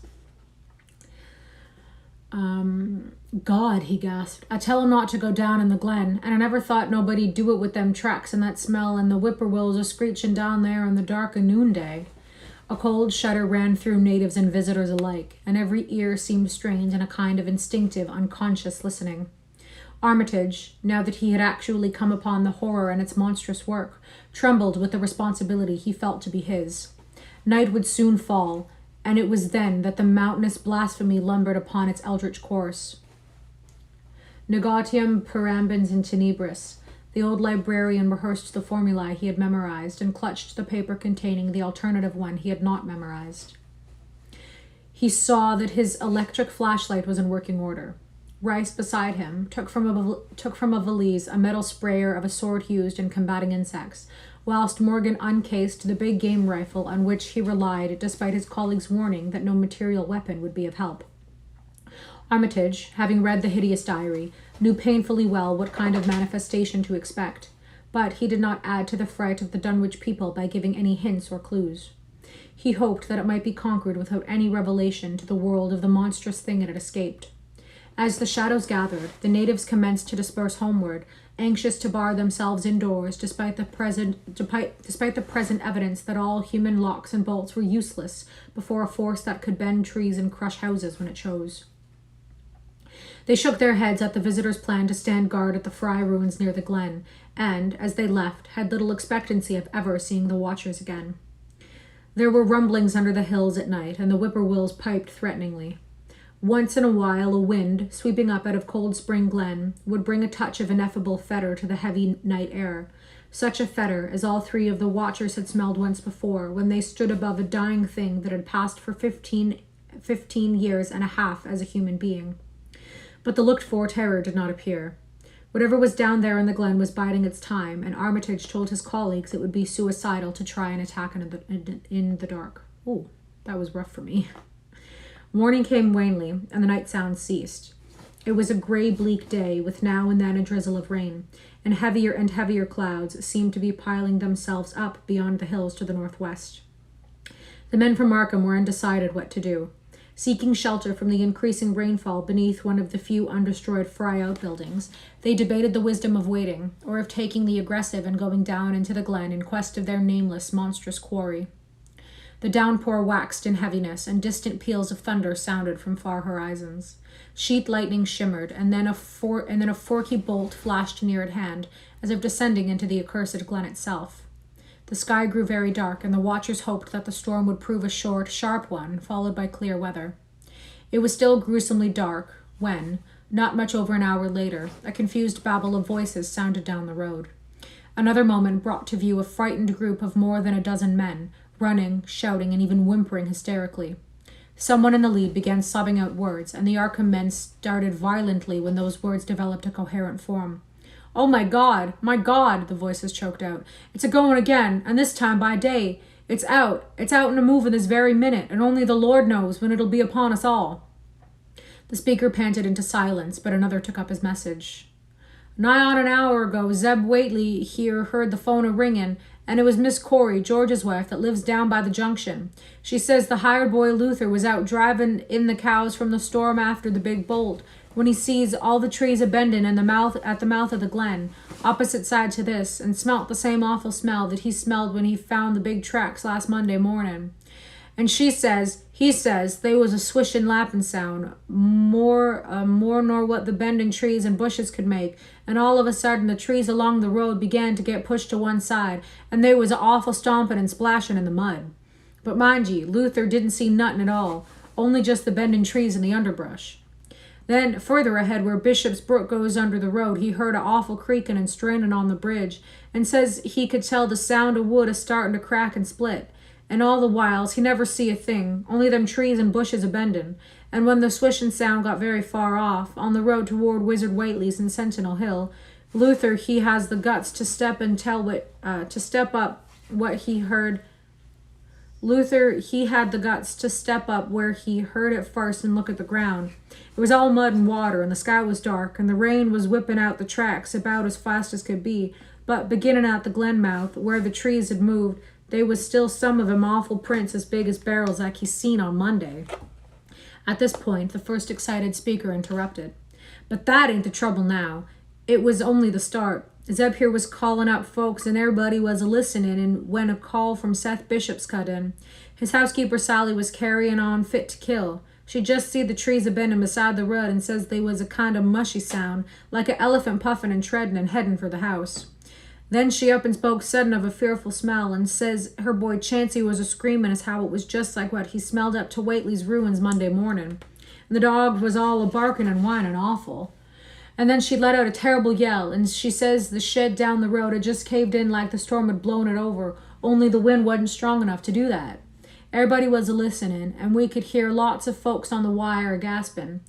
All to Aunt Sally she yelled again, says the front yard picket fence he just crumbled up, though they wasn't no sign of what done it. Then everybody on the line could hear Chancey and old Seth Bishop a-yelling, too, and Sally was shrieking about the something heavy had struck the house. Not lightning or nothing, but something heavy against the front that kept launching itself again and again, though you couldn't see nothing out the front winders. And then, lines of fright deepened on every face, and Armitage, shaken as he was, had barely poise enough to prompt the speaker. And then Sally, she yelled out, "Oh, help, the house is caving in!" And on the wire we could hear a turbine crashing and a whole flock of screaming, just like when Elmer Fry's place was took, only worse. The man paused, and another of the crowd spoke. That's all. Not a sound nor squeak over the phone after that. Just still like. We that heard it got out forwards in wagons and rounded up as many able-bodied menfolk as we could get at Corey's place and come up here to see what you thought best to do. But now what I think it's the Lord's judgment for our iniquities that no moral kin ever set aside. Armitage saw that the time for positive action had come, and spoke decisively to the faltering group of frightened rustics. We must follow it, boys. He made his voice as reassuring as possible. I believe there's a chance of putting it out of business. You men know that those Whateleys were wizards. Well, this thing is a thing of wizardry, and must be put down by the same means. I've seen Wilbur Whateley's diary, and read some of the strange old books he used to read, and I think I know the right kind of spell to recite to make the thing fade away. Of course, one can't be sure, but we can always take a chance. It's invisible. I knew it would be, but there's powder in this long-distance sprayer that might make it show up for a second. Later on, we'll try it. It's a frightful thing to have alive, but it isn't as bad as what Wilbur would have let in if he'd lived longer.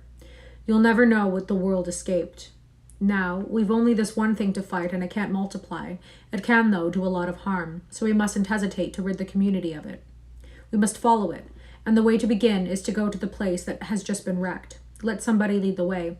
I don't know your roads very well, but I have an idea that there might be a shorter cut across lots. How about it? The men shuffled about a moment, and then Earl Sawyer spoke softly, pointing with a grimy finger through the steady lessening rain. I guess you can get to Seth Bishop's quickest by cutting across the lower meadow here, wading the brook at a low place, and climbing through Carrier's mowing and the timber lot beyond. That comes out on the upper road, mighty nigh Seth's, a little on the other side. Armitage, with Rice and Morgan, started to walk in the direction indicated, and most of the natives followed slowly. The sky was growing lighter, and there were signs that the storm had worn itself away. When Armitage inadvertently took a wrong direction, Joe Osborne warned him and walked ahead to show the right one. Courage and confidence were mounting, though the twilight of the almost perpendicular wooded hill, which lay towards the end of their shortcut, and among whose fantastic ancient trees they had to scramble up as a ladder, put these qualities to a severe test. At length, they emerged on a muddy road to find the sun coming out. They were a little beyond the Seth Bishop place, but bent trees and hideously unmistakable tracks showed what had passed by. Only a few moments were consumed in surveying the ruins just round the bend. It was the Fry incident all over again, and nothing dead or living was found in either of the collapsed shells which had been the Bishop house and barn. No one cared to remain there amidst the stench and tarry sickness, but all turned instinctively to the line of horrible prints leading on towards the wrecked Whateley farmhouse and the altar-crowned slopes of Sentinel Hill. As the men passed the site of Wilbur Whateley's abode, they shuddered visibly, and seemed again to mix hesitancy with their zeal. It was no joke tracking down something as big as a house that no one could see, but that had all the vicious malevolence of a demon. Opposite the base of Sentinel Hill, the tracks left the road, and there was a fresh bending and matting visible along the broad swath marking the monster's former route to and from the summit. I understand, Ace. Just a little bit longer. I know. I'm starting to get a little antsy, too. This is the longest stream by far. Armitage produced a pocket telescope of considerable power and scanned the steep green side of the hill. Then he handed the instrument to Morgan, whose sight was keener. After a moment of gazing, Morgan cried out sharply, passing the glass to Earl Sawyer and indicating a certain spot on the slope with his finger. Sawyer, as clumsy as most non-users of optical devices are, fumbled a while, but eventually focused the lenses with Armitage's aid. When he did so, his cry was less restrained than Morgan's had been. God almighty, the grass and bushes is a-moving. It's a-going up, slow-like, creeping up to the top this minute. Heaven only knows what for. Then the germ of panic seemed to spread among the seekers. It was one thing to chase the nameless entity, but quite another to find it. Spells might be all right, but suppose they weren't. He's getting so antsy. Voices began questioning Armitage about what he knew of the thing, and no reply seemed quite to satisfy. Everyone seemed to feel himself in close proximity to phases of nature and of being utterly forbidden and wholly outside the sane experience of mankind. Part 10. Okay.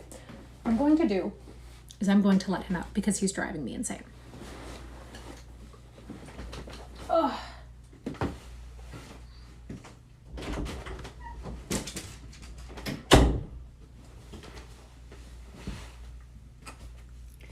Okay, now we can finish this. Part 10.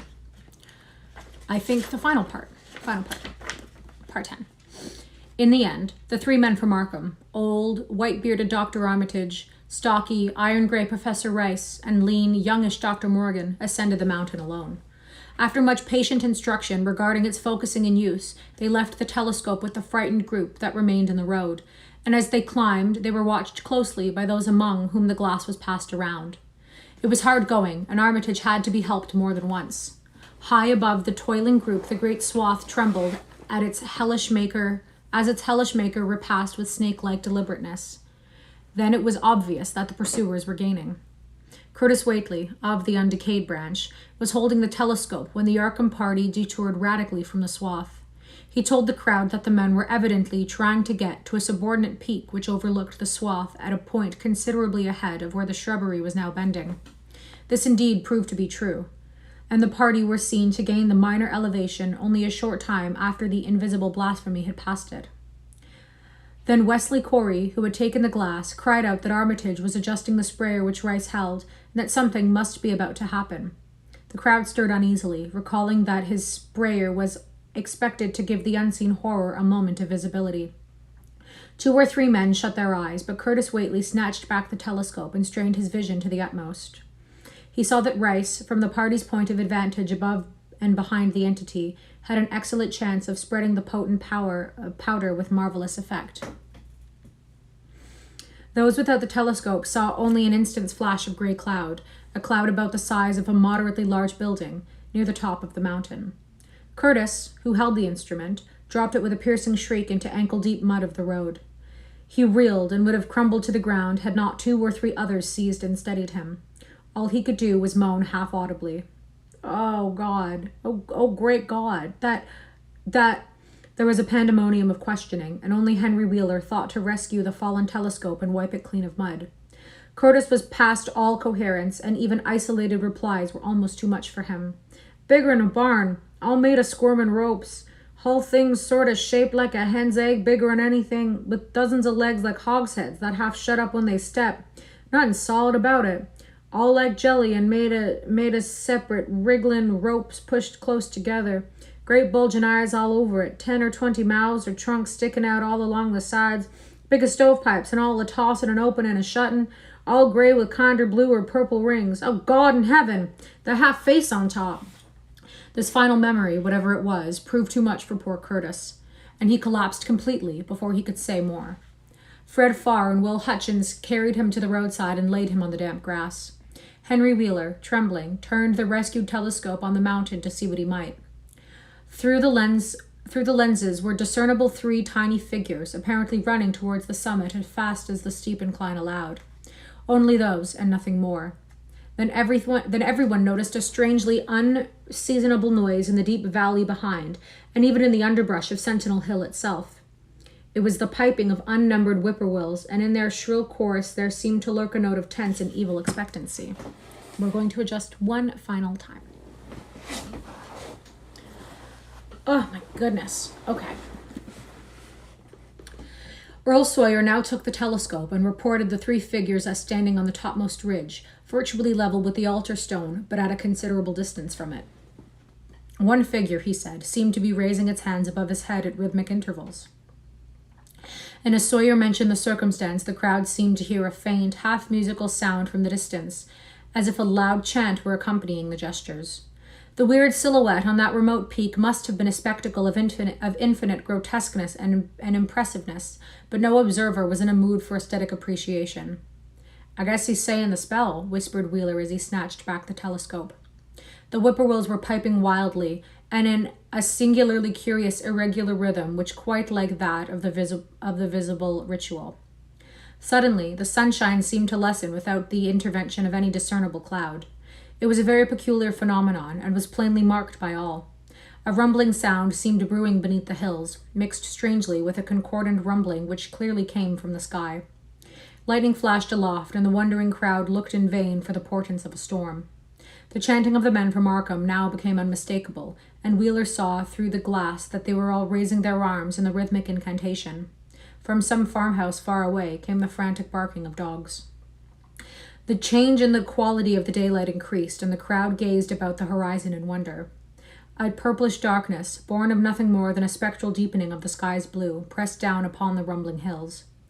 Then the lightning flashed again, somewhat brighter than before, and the crowd fancied that it had shown a certain mistiness around the altar stone on the distant height. No one, however, had been using the telescope at that instant. The whippoorwills continued their irregular pulsation, and the men of Dunwich braced themselves tensely against some imponderable menace with which the atmosphere seemed charged. Without warning came those deep, cracked, raucous vocal sounds which will never leave the memory of the stricken group who heard them. Not from any human throat were they born, for the organs of man can yield no such acoustic perversions. Rather would one have said that they came from the pit itself, had not their source been so unmistakably the altar stone on the peak. It was almost erroneous to call them sounds at all, since so much of their ghastly infra-bass timbre spoke to dim seats of consciousness and terror, far subtler than the ear, yet one must do, since their form was indisputably, though vaguely, of half-articulate words. They were loud as the rumblings and the thunder above which they echoed, yet did they come from no visible being. And because imagination might suggest a conjectural source in the world of non-visible beings, the huddled crowd at the mountain's base huddled still closer and winced as if in expectation of a blow. Igna, Thefnaga, Yog Sogthoth, ran the hideous croaking of space. You think Hie, Nagarl? The speaking impulse seemed to falter here, as if some frightful psychic struggle were going on. Henry Wheeler strained his eye at the telescope, but saw only the 3 grotesquely silhouetted human figures on the peak, all moving their arms furiously in strange gestures as their incantation drew near its culmination. From what black wells of acherontic fear or feeling, from what unplumbed gulfs of extra-cosmic consciousness or obscure, long-latent heredity were those half-articulate thunder croakings drawn? Presently, they began to gather renewed force and coherence as they grew in stark, utter, ultimate frenzy. Ya, yaha, eya, naga, ga, ya, help! Father! Yog Sothoth! But that was all.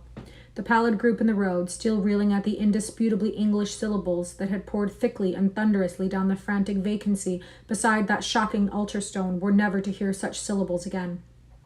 Instead, they jumped violently at the terrific report which seemed to rend the hills, the deafening, cataclysmic peal whose source, be it inner earth or sky, no hearer was ever able to place. A single lightning bolt shot from the purple zenith to the altar stone, and a great tidal wave of viewless force and indescribable stench swept down from the hill to all the countryside. Trees, grass, and underbrush were whipped into a fury, and the frightened crowd at the mountain's base, weakened by the lethal fetter that seemed about to asphyxiate them, were almost hurled off their feet. Dogs howled from the distance, green grass and foliage wilted to a curious, sickly yellow-gray, and over field and forest were scattered the bodies of dead whippoorwills. The stench left quickly, but the vegetation never came right again. To this day, there is something queer and unholy about the growths on and around that fearsome hill. Curtis Whateley was only just regaining consciousness when the arc of men came slowly down the mountain in the beams of a sunlight once more brilliant and untainted. They were grave and quiet, and seemed shaken by memories and reflections even more terrible than those which had reduced the group of natives to a state of cowed quivering. In reply to a jumble of questions, they only shook their heads and reaffirmed one vital fact. "The thing has gone forever," Armitage said. "It has been split up into what it was originally made of, and can never exist again." It was an impossibility in a normal world. Only the least fraction was really matter in any sense we know. It was like its father, and most of it has gone back to him in some vague realm or dimension outside our material universe, some vague abyss out of which only the most accursed rites of human blasphemy could ever have called him for a moment on the hills. There was a brief silence, and in that pause, the scattered senses of poor Curtis Whateley began to knit back into a sort of continuity, so he put his hands to his head with a moan. Memory seemed to pick itself up where it had left off, and the horror of the sight that had prostrated him burst in upon him again. Oh my God, that half face on top of it, that face with the red eyes and crinkly albino hair, and no chin like the Whateleys. It was an octopus, centipede, spider kind of thing, but there was a half-shaped man's face on top of it, and it looked like Wizard Whately's, and it was only yards and yards across. He paused exhausted as the group of natives stared in a bewilderment not quite crystallized into fresh terror. Only old Zebulon Whateley, who wanderingly remembered ancient things, but who had been silent heretofore, spoke aloud. 15 year gone, he rambled. I hear old Whateley say as how someday we'll hear a child of Lavinies a callin' its father's name on top of Sentinel Hill. But Joe Osborne interrupted him with a question to the Arkham men anew.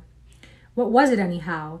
And however did young Wizard Whateley call it out of the air it out of the air it come from? Armitage chose his words very carefully. It was mostly a kind of force that doesn't belong in our part of space, a kind of force that acts and grows and shapes itself by other laws than those of our nature. We have no business calling in such things from outside, and only very wicked people and very wicked cults ever try to.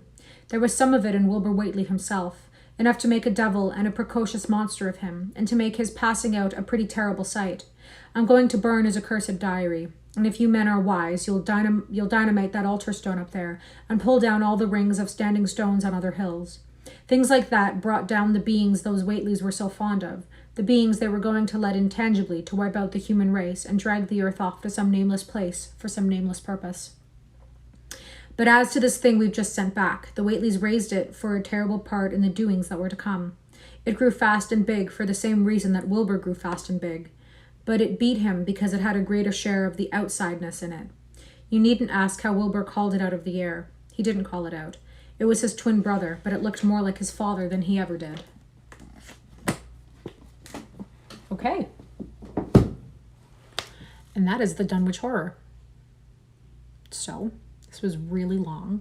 I will upload this on YouTube, same as the others. Thank you for sticking in with me. Thank you for reading with me. And I hope you have a great day. Bye.